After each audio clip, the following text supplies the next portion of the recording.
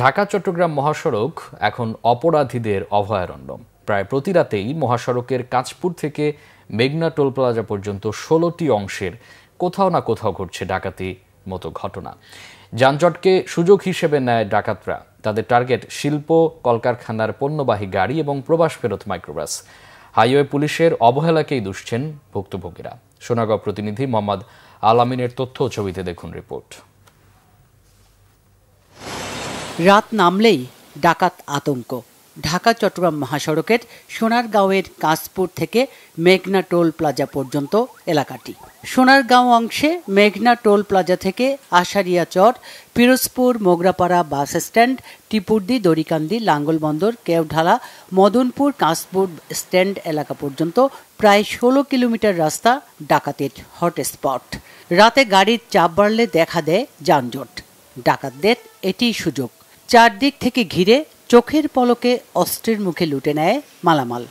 আমাদের যানজট বদলেই ডাকাতি, অল টাইম ডাকাতিটা করতেছে। এমনভাবে ডাকাতি করে মানুষের চিৎকার পাইরা কান্দা পাড়ি, মানুষের টাকা পয়সা লুট করে লয়ে যায়। টাকা পয়সা না দিলে খুব দেয়, বাবার জিজ্ঞাসা করে, নামায় পিডায়।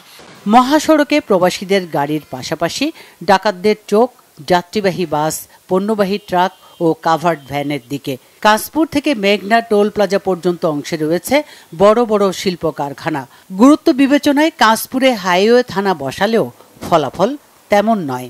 দু একদিন পর পরে আমাদের গাড়ির টাকা পয়সা সব নিয়ে যাইতেছে। গাড়ি থামায়া মাইক্রো দিয়া, কোনোদিন মোটরসাইকেল দিয়া আসে, আইসা ওরা গাড়ির কাগজপত্র নিয়ে জিম্মি করে। আগে প্রবাসী ভাইয়েরা যখন এয়ারপোর্ট থেকে আসে বাড়িতে, তখন রাস্তায় অনেক ডাকাতি কইরা সব লুটপাট করে নেয় এবং আবার চুরি দিয়ে আঘাত করে, মারপিট করে, গাড়ি ঘোড়া ভাঙচুর করে। এখানে ধরেন সামনে পুলিশ আছে, পিছনে ২-৩০০ গজ পিছনে চলে, ডাকাতি চলে। গুরুত্বপূর্ণ মহাসড়কটিতে একের পর এক ডাকাতি হলেও মিলছে না কোনো প্রতিকার। আইন শৃঙ্খলা বাহিনীর নিষ্ক্রিয়তা ও ঢিলেঢালা টহলের কারণে এবং পর্যাপ্ত আলোর অভাবে এই পথে নিয়মিত ঘটছে ছিনতাই, ডাকাতি ও দুর্ঘটনা। আমি সম্প্রতিকারে এই থানায় জয়েন করেছি এবং বিষয়টা অবহিত হয়েছি। এই বিষয়টা আমার সিনিয়র স্যারদেরকে অবহিত করা হয়েছে।